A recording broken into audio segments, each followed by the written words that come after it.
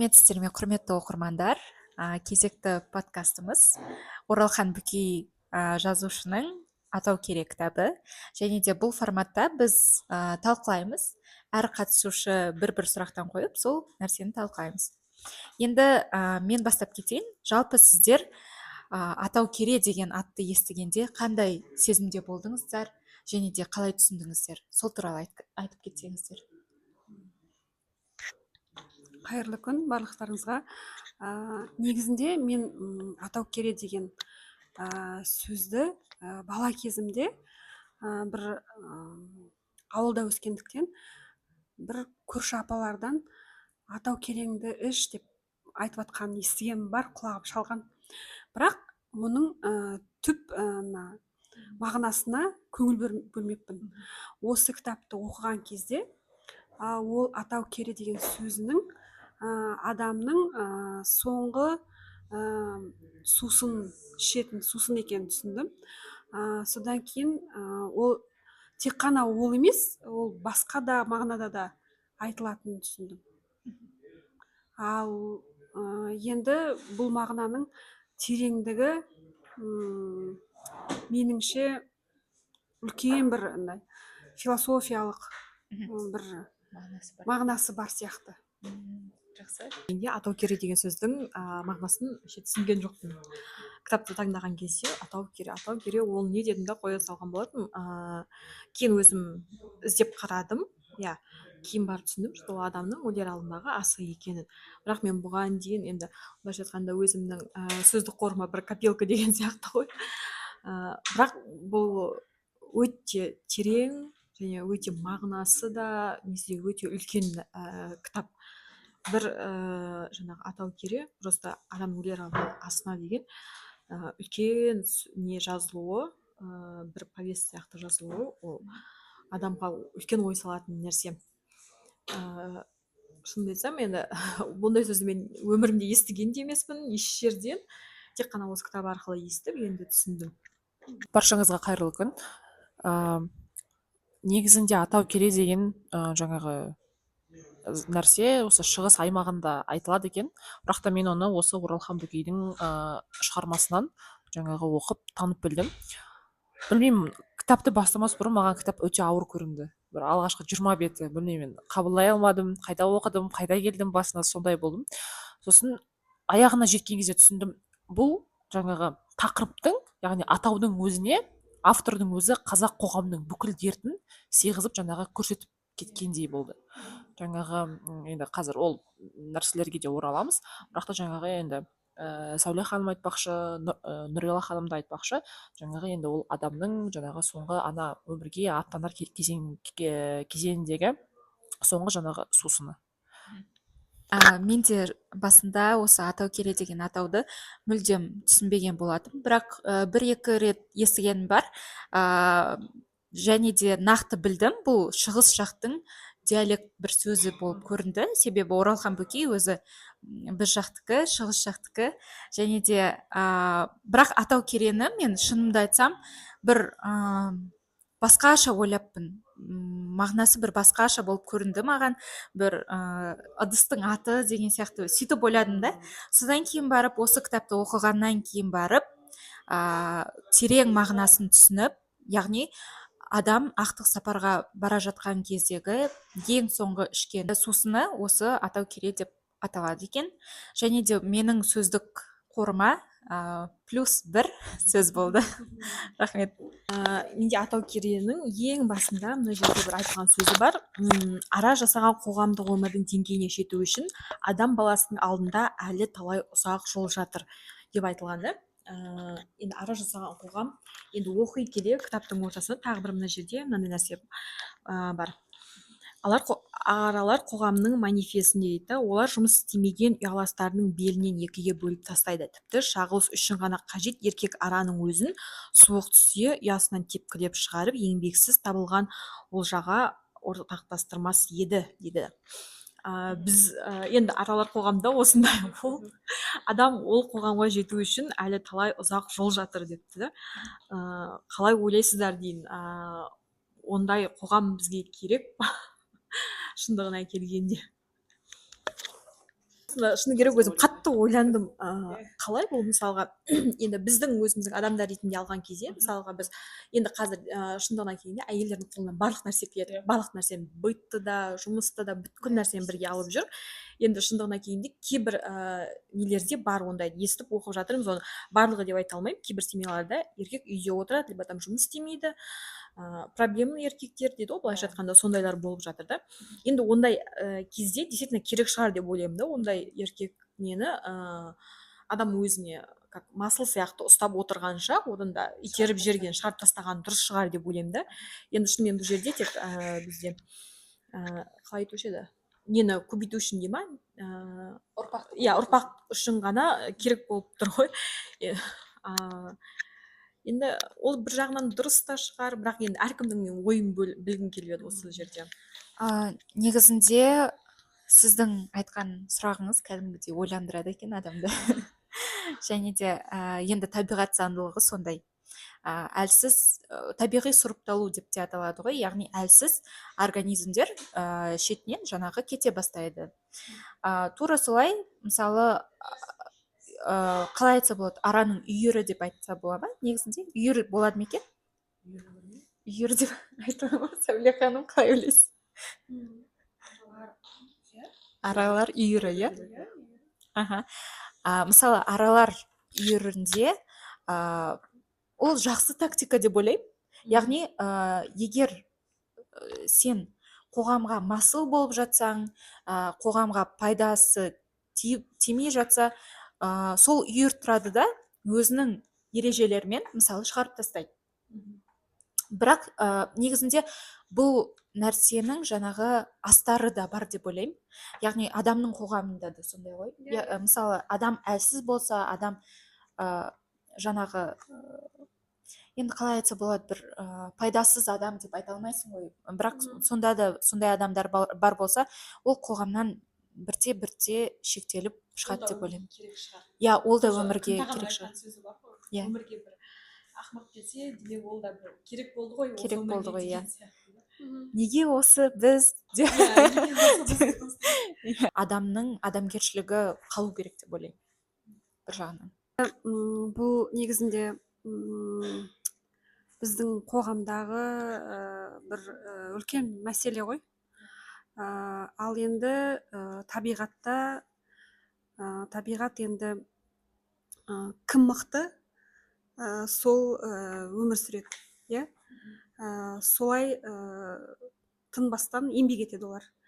Жаңағы бір жерде бар ғой, секундына 300 рет қанатын қағады екен да, аралар, иә, мысалы үшін тынбай еңбек етеді екен. Сондықтан да олар бізге табиғатқа да, біздің табиғаттың дамуына да аралар өте үлкен үлес қосады.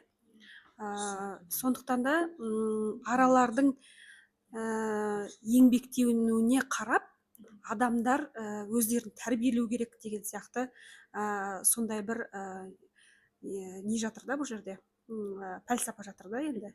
Автор соны айтқысы келген сияқты. Содан кейін бізде көбінесе қазақ қоғамында әйелдер жүректері өте жұмсақ болып келеді ғой. Сондықтан олар біріншіден жаңағы отбасының тыныштығын ойлайды деген сияқты. Кішкене одан кейін қазақта негізінде ер адам әрқашанда далада жүрген. Аң аулаумен түздің ер адам, жаңағы түздің адамы деп атайды ғой. Мысалы үшін осы кітапта Атау Кередегі еріктің өзі таңертең егерде басқа жұмысы болмаса, атына мініп аң аулауға кетіп қалады. Себебі ер адам әрқашанда қолына мылтық ұстап дүзде жүрген, бос отырмаған. Мысалы үшін ерік кейіпкер ретінде өте еңбекқор жігіт. Бірақ оның еңбекқорлығы тек қана бас пайдасының жаңағы көрінісі. Әрбір адамның мысалы жақсы да жаман да адам бар, иә. Бірақ жаманның да жақсылығын көре білу керек деген сияқты. Мысалы үшін әрбір адамның мысалы таған мысалы үшін басында бізге әйел адамға мысалы үшін бір маскүнем жиіркенішті адам болып көрінді, ал біз оның кітаптың ортасына келгенде оның жан дүниесін рухани жағының биік екенін көрдік. Одан кейін оның керемет адам екеніне көзіміз жетті. Сондықтан да жақсының да жаман жағы бар, иә, жаманның да жақсы жағы бар деген сияқты екі жақты көзқарас ойлар бұл жерде өте көп толғанады. Сондықтан да еркіннің еңбекқорлығына қарамастан оның ниетінің дұрыс еместігі оның бақытсыз өмірінің аяқталуымен келеді. Сондықтан да бұл жерде ниет жағы да бар да, сол қарастырылған деп ойлаймын. Ал енді Еркежан қалай ойлайды? Оны өте қызық пікірлер айтылып жатыр. Жаңағы енді бұл осы жаңағы Нұрила ханым оқып кеткен абзацты әркімнің жаңағы санасында қалдырған секілді автор. Мысалы мен оны басқалай түсініп тұрмын. Жаңағы енді мен 21 ғасырдың көзқарасымен қарайтын болсам, жаңағы енді сіз басында айтып кеттіңіз ғой, жаңағы әйел адамы, жаңағы біз әйел адамдар, иә, жаңағы қыз балалар енді қазір ер адамдармен бірдей тең дәрежедеміз, иә, білім аламыз, жаңағы автокөлік айдаймыз, жаңағы басқасын тағы да ер адам жасап жүрген нәрселердің барлығын, иә, әйел адамдарды жасап жатыр. Тіпті СТО-ның өзінде де кей жерде әйел адамдарды жасайды, иә. Сол жерде мүмкін енді әйел адамдар асып бара жатыр, еркек адамдар ояныңдар деген бір үндеу тастаған болар автор. Мүмкін бір жағынан, мүмкін менің ойым қате. Қызық, жаңағы Рабиға ханымның ойы басқа жаққа кетті. Сәуле ханым басқалай, мен үшінші тарапқа кетіп қалдым. Иә. Сол үшін ойлап жатырмын да, мысалы бұл жерде жаңағы сіз оқып кеткен абзацты автор әр адамның өзіне қалдырған секілді. Мысалға, сосын барып біз кітаптың аяқ жағына қарай келеміз ғой, сол кезде сосын барып барлығы ашылатын секілді. Неге аралар, неге жаңағы атау кере, неге жаңағы ғана еріктің анасы жаңағы орыс ұлтының, иә, жаңағы азаматшасы, соның барлығы сол кітаптың аяқ жағында айтылған. Бірақ та жаңағы осы абзацында әр адамның өзіне қалдырған секілді. Мысалы мен оны солай қабылдап тұрмын. Сол. Айтатыным, яғни менің ойымша енді әлсіз және күшті адам болады. Бірақ әлсіз күшті деген ол күшпен есептелінбейді. Яғни ол есептелінетін жаңағы менің ойымша рухани жағынан. Яғни мен айтып жатқаным тек қана рухани жағынан да. Егер рухани құндылық арттырғыларыңыз келсе, мына кітапқа отсылка болсын, міндетті түрде осы кітапты оқып көріңіздер. Мысалы қазіргі кезде менің ойымша әлсіз адам деген ол басындағы жаңағы бейнетке, яғни бір ауыр жағдайға сынып кету, яғни өзінің стерженін жоғалтып алу, сындырып алу деп ойлаймын. Бірақ адам қалай кемелденеді? Адам сондай жағдайларға түсіп, өзін қатайтып, яғни ішіндегі күшін күшейтіп қана мықты болады деп ойлаймын. Мысалы қазіргі заманда суицид деген көп. Бір нәрсе айта қалсаң, мысалы депрессияға кетіп қалуы мүмкін адам, немесе жаңағы өз-өзіне қол жұмсау деген сияқты. Яғни бұндай ситуациялар болмау керек та, өйткені әрбір адамның өмірі өте құнды. Яғни әрбір адам өзінің жаңағы миссиясымен келді деп ойлаймын мен. Адам өзін кемелдендіру үшін келді деп ойлаймын. Және де мысалы кейбір адамдар түсінбей қалуы мүмкін, қалай жануармен жәндікпен адамды салыстыруға болады деп нетуі мүмкін. Бірақ біз барлығымыз табиғаттың бір мүшесі болғандықтан да жаңағы барлық жаңағы тірі организмдердің ортақ көріністері болады әрқайсымызда. Мысалы бұл жерде жаңағы былай ғой, адамзат саналы бола тұра санасыздыққа жол беретіндері де бар ғой ішінде. Сол жағын айтады да, жаңағы сіздің айтқан сұрағыңыз сол жақты толғандырып тұрды. Себебі біздің аралардан да үйренетініміз көп әлі деген сол мағына ғой. иә енді біздің жан жануарда былайша айтқанда айырмашылығымыз біздің сол неміз ғой, санамыздың болуы, адамның ойлау қабілетінің санасының болуы да. И сол жерде мысалы жаңа сіз айтқан сияқты санасыздық сондай адамдарға арналған сөйтіп салыстыру сияқты андай кейбір нелер бар ғой. Действительно мысалға бізде қазақ қоғамында еркек адам деген әйелден бір саты жоғары тұрады. Еркек адамды біз кәдімгідей құрметтейміз. Шындығына келгенде мысалға ол үйдің өзінде кішкентай отбасының өзінде ол папаң, ол сенің әкең деген сияқты үлкен жоғарыға қойып не қылады ғой.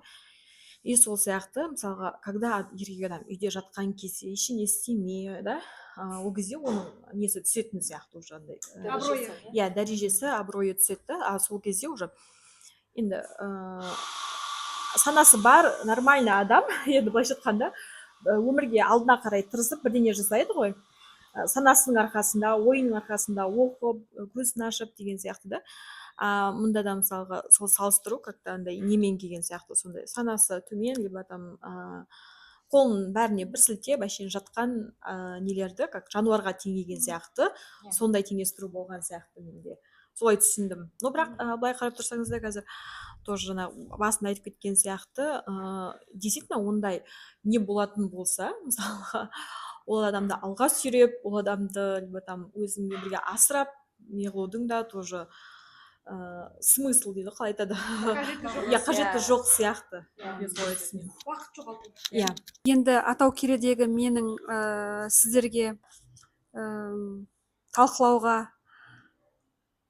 қоятын бір сұрағым, ол әрқашанда мен өзімді ойымды толғандыратын, әйел адам өз бақытын таба алды ма? Бұл жердегі айнаның бейнесі. Иә, айнаның бейнесі, айна осы кейіпкер ретінде сіздерге қандай бейне қалдырды, және де осы шығарманың соңында өз бақытын таба алды деп ойлайсыздар ма? Иә, бұл жерде айнаның енді жас кезінде былайша айтқанда андай жақсы көріп сүйіп қосылды ғой. Енді шындығына келгенде ол өмірінің алдын ондай болады деп ойлаған жоқ деп ойлаймын мен. Оның өзі айтады ғой, сен кезінде мені құшақтаушы едің, еркелетуші едің, сен де маған еркелемейсің деген сияқты бірін-біріне бір не болады ғой, айтқан кездері болды ғой. И соңында мысалға уже Фадеевна Нура Фадеевна қайтыс болғаннан кейін уже мына жерде кімнің өзінің айтатын сөзі бар ғой, айнаның. Мысалы, сүю дегеніміз сол сүйген адамның ғұмырын кешу деп бір данышпан сәуегейсіп дейді. Ал кештім, ақыры не болды, осылай аяқталмақ. Жоқ, сүю дегеніміз әсте сүйген кісінің құлы болу емес. Мен еркпен өткізген 10 жылым күң болумен өтіпті. Өзі уже түсінді соңында қандай өмір сүргенін, қандай адамға өмірін арнағанын. Мысалға ол бар махаббатын, бар несін арнап, төзіп, бәріне сөйтіп жүрді ғой, былайша айтқанда. Мамасына қарап деген сияқты. Енді мамасы өте жақсы кісі ғой, түсінігі мол, бірін-бірі қимай жүрді ғой. Келіні енесін қимайды, енесі келінін қимайды деген сияқты өте жақсы қарым-қатынаста солай жүрді. Бірақ айнаның соңындағы өзінің ойға түйгені осы болды. Мне кажется, ол қалай енесі қайтыс болды, тура солай ол кетіп қалды ғой. Сол кісіні қимай, сол кісінің жақсылығын как-то андай не қылып жүрген сияқты болды. Қалай айтушы еді, сол кісі үшін ғана сол жерде тұрды. Ол ерік ұстап тұрған жоқ ол кезде, мне кажется, уже бірнеше жылдан кейін өзі түсінді солай болғанын, бірақ ана кісі үлкен кісіні тастап кетуге қимай, соңында өзі түсініп, ана кісі қалай қайтыс болады, тура солай ол кетті. Менің ойымша негізінде айна әйелдік бақытын таппаған сияқты деп ойлаймын осы кітапта. Себебі ерікпен қарым-қатынасы бұрынғыдай емес, бірақ негізінде әрине бұрынғыдай болмайды, алғашқыдай, бірақ жаңағы от алау беріп тұратын екі жақтан болу керек та, яғни ер адамнан да әйел адамнан да деген сияқты. Бұл кітапта енді ерік көбінесе түзде жүрген адам болған, ал айна болса тек қана келіндік қызметін ғана атқарған. Бірақ бір жағынан менің ойымша ол әйелдік бақытын таппағанмен, яғни бала сүймеді, ондай бақыт болмағанмен ол басқа бақытқа кенелді да. Яғни ол Нюра Фадеевнадан мысалы алған нәрселері көп болды. Мысалы келіні болса да қызындай қарады енесі. мысалы өзі де Нюра Фадеевнаның өзі де айтады ғой, сен менің баламнан да жақын болып кеткенсің деген сияқты. Бірақ екеуміз мысалы жат адам болсақ та сен туғанымдай болып кеткенсің деген сияқты. Яғни ол мысалы қыз бала ретінде басқа бақыт тапты. Және де кітаптың соңында тағанмен кеткеніне өте қуаныштымын. Және де бұл бұл кітапты өзіме қарай бұрмалап алсам, менің ойымша Айна мен Таған екеуі бақытты өмір сүріп, Айна өзінің оқуын жалғастырып, Таған өзінің жаңағы диссертациясын қорғап, екеуі бала сүйді деп ойлаймын. Бұл жерде жаңағы енді тағы да біздің қазақ енді жігіттерінің бәріне топырақ шашқан емес.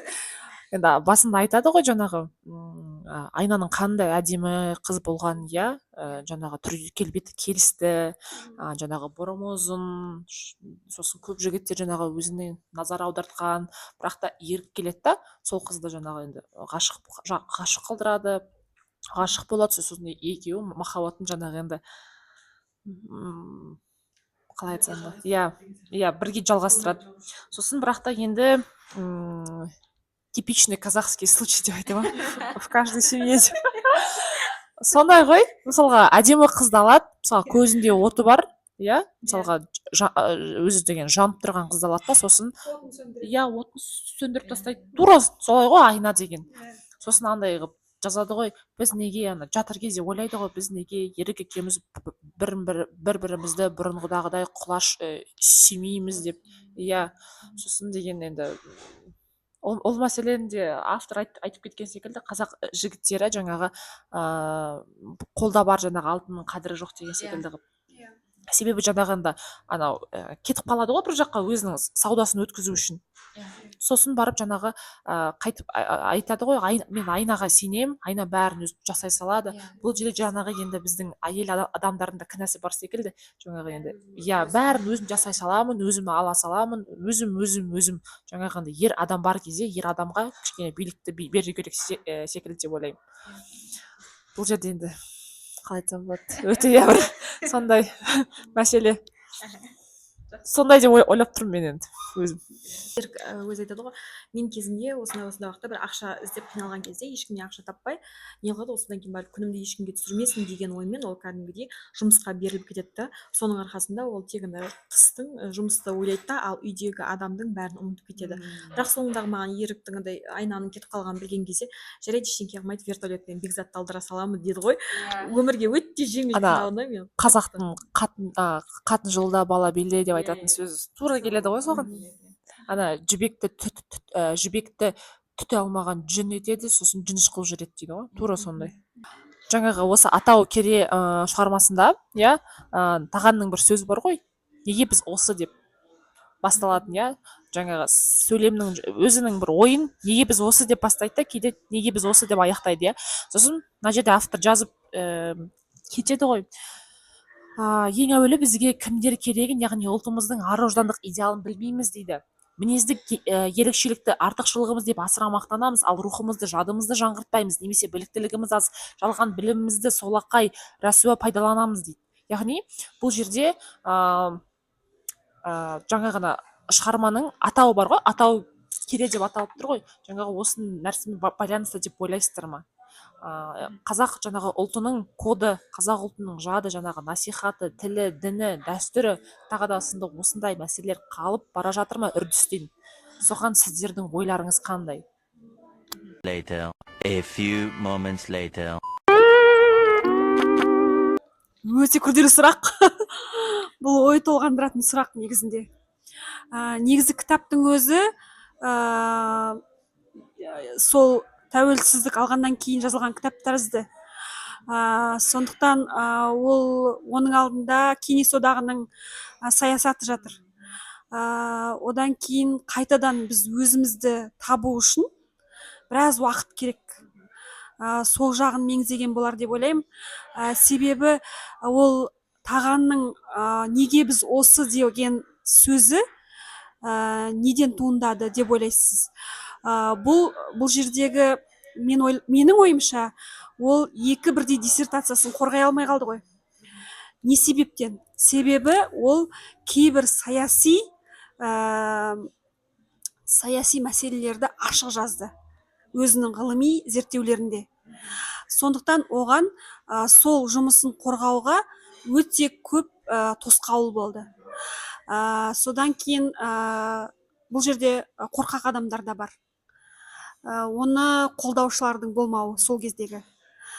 Сол кезде оның жанында қолдаушылардың болмағандығынан оның сынып кетуі, біраз уақыт жоғалтуы. Одан кейін сол өзін табу үшін өзінің туған өлкесіне қайта оралып, қайтадан күш қуат алып, жаңа өмірге жол тауып, енді алдыңғы өмірде мен өзімнің ойымен қорытындылауым бұл кітапты. Ол өз жолын тапты деп ойлаймын. Сондықтан өзінің ойын ары қарай діттеген жеріне жеткізуге айна оған рухани бір күш берген тәрізді. Негізі осы таған өзінің алдыңғы жаңағы маскүнемдікке салмас бұрын жоғарғы оқу орнында жұмыс жасаған, және де қосымша өзінің ғылыми жұмысын, зерттеу жұмысын жазып жатқан. Сол кездегі қазақ қоғамындағы мәселелерді жазды деп ойлаймын. Бірақ ол жағын ашық айтпайды. Бірақ меніңше мамандығы сол саясатпен байланысты, тарихпен байланысты ма деп ойлаймын. Себебі айтқан сөздеріне қарап, ойларына есіне түсіреді ғой өзінің жаңағы алдыңғы өміріндегі мәселелерді. Және де оның дәріс берген кезде бүкіл залдың лық толып кететіндігі, оларды студенттердің оны ұйып тыңдауы, сол кезде ол өзінің жаңағы ғылыми бағытында өзіне бір жаңағы ойды бөлісетін адамдардың жан-жағында болмауы, табылмауы. Сол оны морт сындырып жіберді деп ойлаймын, адам ретінде. Бірақ ол өзінің туған өлкесіне келіп күш жинады деп ойлаймын. Ол күш жинауға кім себепкер болды? Әрине, оның жаңағы өзінің бала күнгі сыныптасының анасы жаңағы ол кісіге кәдімгідей қамқор болып, себебі кезінде оған тағанның анасының жақсылық жасағандығы, аналық деген тағанның анасы, ол кісіні жаңағы 37-38 жылдары жаңағы қуғын сүргінге адамдарды жіберіп жатқан кезде жаңағы шолақ қолдан аман алып қалып, жертөледе оны кішкентай баласымен асырап бағып, неше күн жасырып. Сол жаңағы жақсылықты баласы арқылы жаңағы ана Нүр апаның қайтарып отырғандығы, бұл жерде бізге өмірдің жаңағы алма кезектігін көрсетіп отыр. Сондықтан да неге біз осы қажет кезде шындықты айта алмаймыз, неге біз осы қажет кезде адамның жанынан табыла алмаймыз, солай деп ойлаймын. Енді бұл жерде жаңағы атау кереймен адам жаңағы неге біз осы деген идеологияның байланысы ма деген сияқты сұрақ қойылды ғой. Енді адамның бүткіл бір өмірін былай алып қарайтын болсақ, жаңағы тағанның тоже айтып жатқан нелері бар ғой, идеологиясы, философиясы, әр ненің өте андай адам ойланатын кәдімгідей күшті сөздер айтылады. Мысалға, адамның бір қателік жасауы дейді, ол қателігі емес дейді, сол қателікті түсініп, оны қайтадан қателігін түзету, вот сол нәрсені дұрыс деп айтады. Сол адамның өмір сүруге деген асығыстығы дейді. Адамдар барлығы қарасаң асығыс қайда асығып жатқанын білмейсің, бірақ бәрі әйтеуір өмірін тез сүріп, андай қашан өздерінің өмірде өтіп кететінін білмейді бірақ дейді. Сол сияқты жаңағы сіз айтып жатсыз ғой, тағанның жаңағы көп нелерін жаңағы өмірінде болған көп жерде жаңағы жолы болмай қолдайтын адамы болмай, былайша айтқанда аяқтан шалу ғой енді.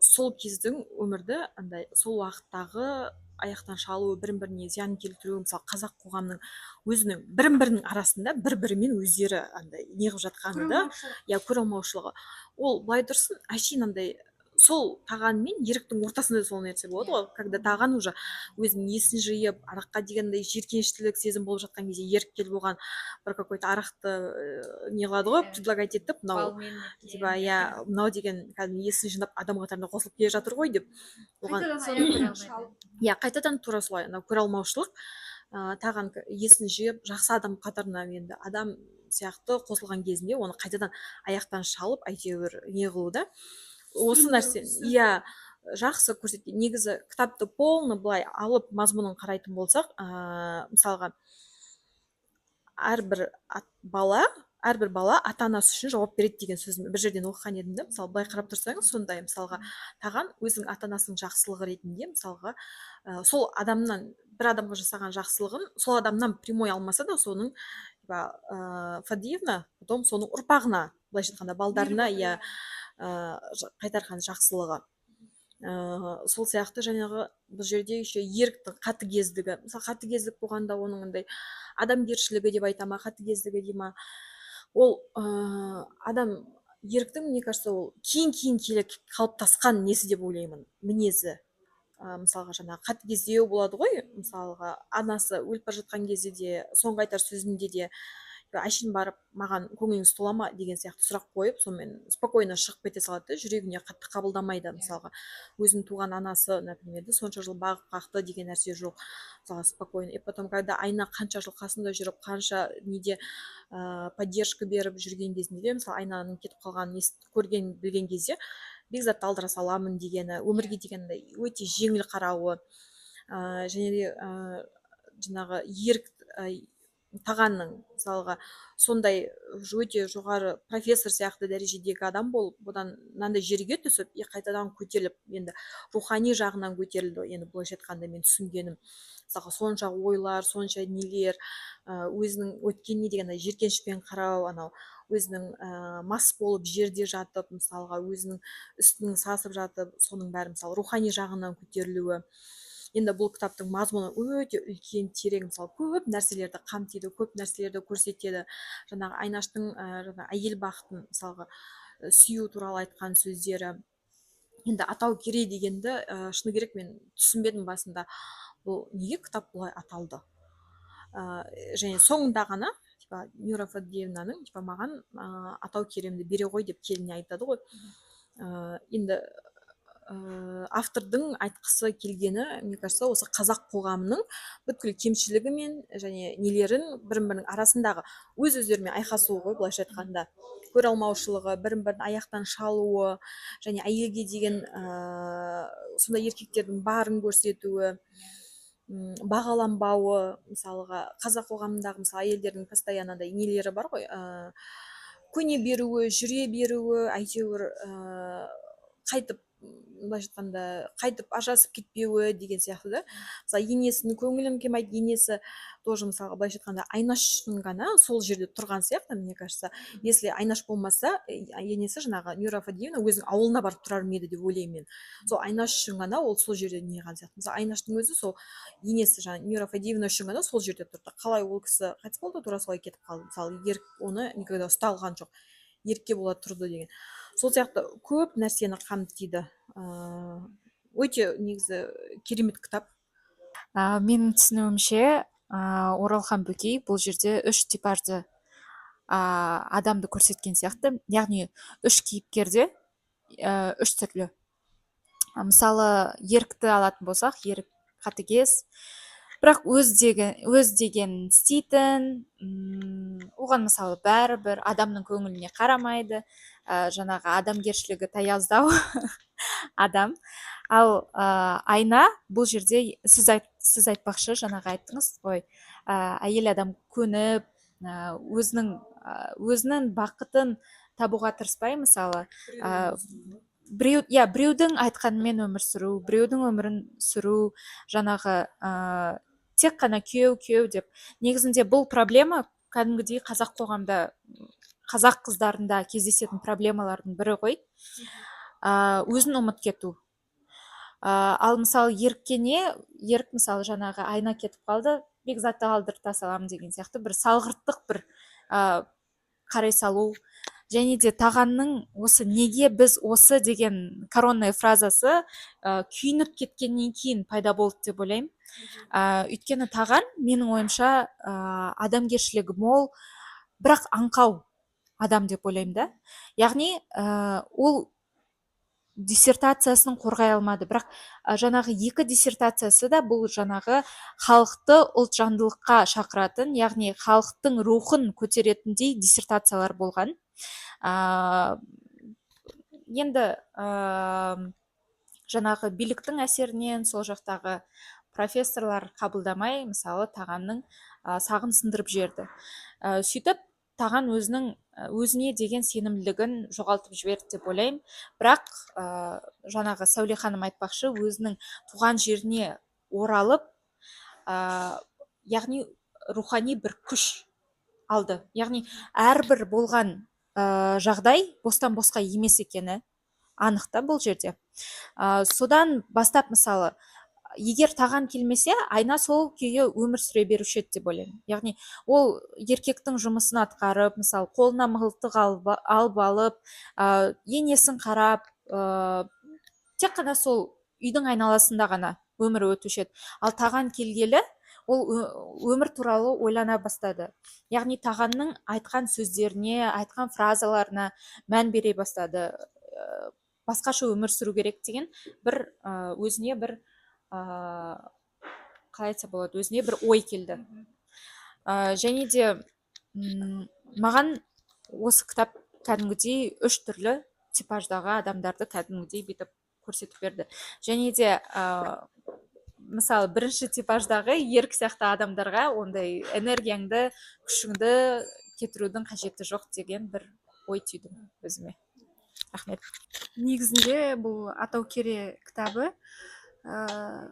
өте ой толғанарлық кітап болды біз үшін. Негізінде бұл кітап бойынша негізі менің өз ойым керемет бір фильмнің сценарийі ретінде қазақ қоғамының қазіргі кездегі мәселелерде қозғалатын, әрбір кейіпкердің жан дүниесін қозғай алатын бір керемет сюжет болатындай кітап деп ойлаймын. Бұл жердегі табиғаттың өзі қандай сипаттауы, бұл жердегі оқиғалардың әрбір мезетін жоғалтпай, әр жерін, әрбір жаңағы абзацтың өзін жаңағы ұмытып кетпей оқу керексің да. Сол кезде ғана сіз оны толық бір картина сізде қалыптасады.